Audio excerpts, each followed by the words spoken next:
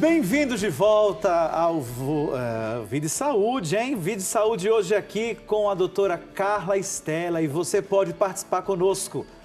Basta ligar aqui no nosso telefone 0800 777 0021 e fazer a sua pergunta, colocar a sua dúvida sobre o nosso tema de hoje que é Alzheimer. Você tem alguma dúvida sobre isso? A doutora já fez aqui uma grande explanação e nós continuamos aprofundando no nosso tema, não é isso, doutora? Sim, com certeza. Doutora, aqui chegou uma pergunta, duas na verdade, que vão no mesmo viés. A Neuza Medeiros, ela é de Campinas, e a Maria Luísa Silva de Araras. Ambas perguntam o seguinte: existe algum tipo de exame clínico para diagnosticar precocemente o Alzheimer? E a outra diz: e também existe algum exame para saber qual o estágio da doença? Ótimas perguntas, excelentes.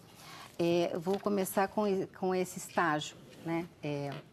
Na verdade, a gente tem por imagem, aí sim, um estágio intermediário para grave, existem já na imagem da ressonância ou do SPECT sinais indicativos de baixo metabolismo nas regiões temporoparietais, que são as áreas marcadas onde existiria já um comprometimento maior na doença de Alzheimer. Essa sim. Atualmente, nós tivemos, saiu em todas as redes sociais, 2 anticorpos monoclonais que foram descobertos nos Estados Unidos para tratamento do Alzheimer. E isso nos levou a uma outra pesquisa, né, nos Estados Unidos também, com 2 marcadores que poderiam ser encontrados no líquor, no líquido da espinha, que ainda estão nessa pesquisa. Então, só para falar o que é de mais moderno hoje, a pesquisa da substância tau e beta-amiloide no líquor em pacientes pré-Alzheimer, que teriam uma possibilidade de desenvolver a doença, mas não desenvolveram ainda. E a esse grupo que está sendo submetido a esta medicação agora, é um grupo novo, que vamos tentar fazer com que esta medicação interfira no início e na eclosão da patologia. Então, só para falar o que é de mais moderno hoje, que são esses 2 exames no líquor, que estão só para pesquisa, e esses 2 medicamentos dos Estados Unidos, que são 2 anticorpos monoclonais, para evitar a eclosão da patologia ou retardá-la o máximo possível. Ponto.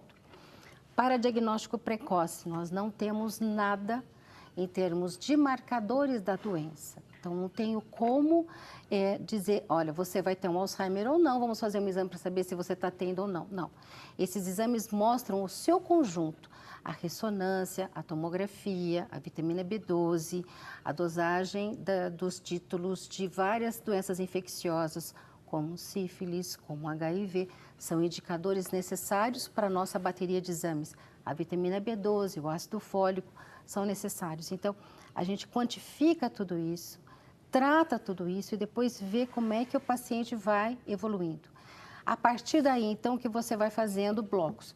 O que eu diria que tem mais sustentável hoje do que imagem são os testes neuropsicológicos, que são psicólogas que fazem, são formadas para doenças degenerativas do cérebro, elas conseguem quantificar o quanto tem isso. Existe um outro exame que também estamos fazendo, que é o similar que a gente faz para criança com distúrbio do déficit de atenção, que é o processamento auditivo central.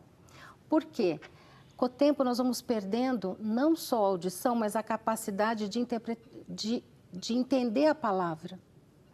Então, o idoso ele vai ficando mais desconectado do ambiente porque ele tem uma dificuldade de entender e interpretar a palavra falada. O teste do processamento auditivo central, ele simplesmente nos indica, sim, existe já uma grande perda de conexão entre os hemisférios cerebrais, existe sim um indicador de que esse paciente está evoluindo para um quadro demencial, sinal de alerta, ou ele está simplesmente dispersivo, distraído e desatento, que pode acontecer com qualquer um de nós. Haja desatenção, né, doutora? Haja desatenção. Mas temos aqui, doutora, o povo pergunta. Vamos conferir o que é que o povo quer saber?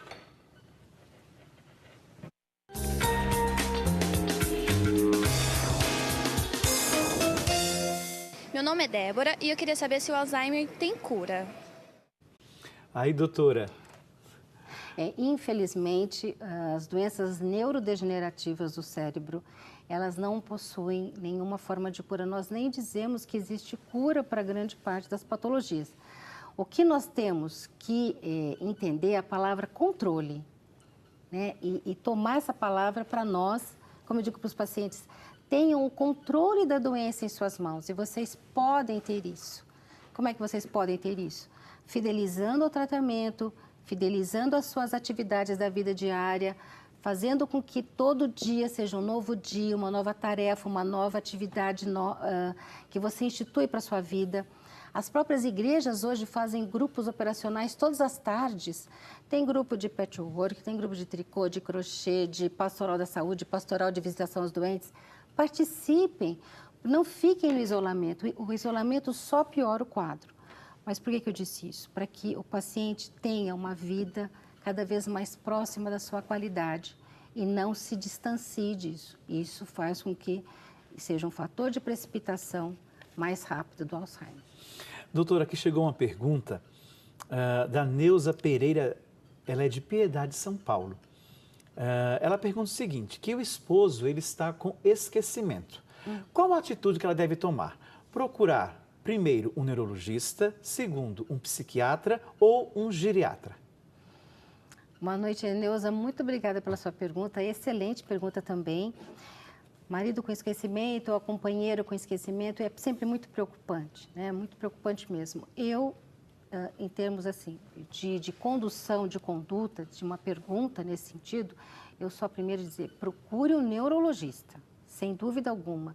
Seja ele está com 40, com 50, com 60, com 70, com 80 anos, não importa a faixa etária que ele está reclamando, se queixando, ou você está percebendo e ele não está percebendo que ele está mais esquecido, procure um neurologista, informe, acompanhe as consultas. Uma grande dificuldade que a gente tem hoje, padre, os pacientes estão indo muito sozinhos. Eu sempre peço, venha com o seu companheiro, venha com a sua companheira, venha com o seu filho, venha com uma amiga, mas venha junto, porque é esse contraponto que vai assim, fazer com que seja uma consulta muito mais dinâmica, porque é importantíssimo a gente ter o feedback, sempre. É importantíssimo eu saber se eu estou me comunicando bem, se o senhor está entendendo o que eu estou falando, e se eu estou entendendo as perguntas que estão sendo feitas a mim. Então, isso é muito importante, o ser humano precisa disso desde sempre. Que maravilha, hein? Saber que essa convivência nos ajuda a nos identificar como pessoas, né? Com certeza, e isso faz com que um vá alertando o outro e tomando cuidado, um cuidando do outro nesse sentido. Doutora, vamos ver mais um VT que nos ajuda a esclarecer um pouquinho mais sobre o Alzheimer. Você confere conosco também.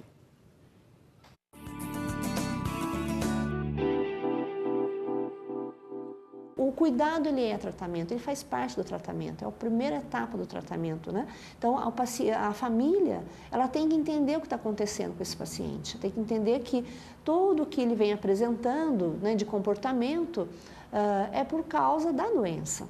E entender qual que é o processo da doença e lidar com os aspectos do cotidiano com esse paciente. Então, a partir desse momento em que o médico, uma equipe, conversa e explica, né, e trabalha todo esse processo da aceitação e do curso da doença e dos sintomas, vai ser melhor o familiar cuidar desse paciente, né? Ele vai ter mais subsídios, mais recursos, né, mais apoio, mais conhecimento para poder lidar com o estresse e as dificuldades que são advindas da doença. É aquilo que a senhora já vinha falando desde o início do programa, né, doutora? Essa importância do paciente ter em suas mãos o domínio da doença, assim como aquele paciente que também tem a pressão arterial desregulada e assume isso e vai se medicando a cada dia. Com certeza. Com os cuidados. Com certeza. Isso é importantíssimo. Doutora, chegou aqui mais uma pergunta e muito, muito engraçada por sinal. Olha só, a dona Tereza Júlio, ela é de Campinas, Tereza Júlio Manfrinati. Ela diz assim, tenho 89 anos, gosto de passear, de sair, jogo bingo. De vez em quando tenho uns esquecimentos, nada grave. Esqueço a panela no fogo, mas é raro. Quero saber se pode ser um começo de Alzheimer. Parabéns! 89 anos com essa vida ativa. Olha, está tão longe do Alzheimer como o cometa Halley da Terra. Então, pode ficar tranquila, continue sua vida, está ótima. Lapsos teremos, lapsos continuaremos a ter sempre. Isso faz parte da vida do nosso cotidiano. Então, tranquilo, continue sua vida, está longe do Alzheimer. Continue vivendo bem. Doutora, aqui também temos uma outra pergunta de uma senhora de Vinhedo, a dona Irene. Ela tem 80 anos. Ela diz: boa noite. Às vezes saio na rua e as pessoas me cumprimentam, mas às vezes eu não lembro o nome. Será algum sinal? Então, depende do quanto a senhora está com essas pessoas, né? Se a senhora convive com o seu núcleo familiar e lembra do nome dos netos, dos bisnetos, dos filhos, dos amigos, nesse núcleo familiar está ok? Ótimo, parabéns. É isso que é importante.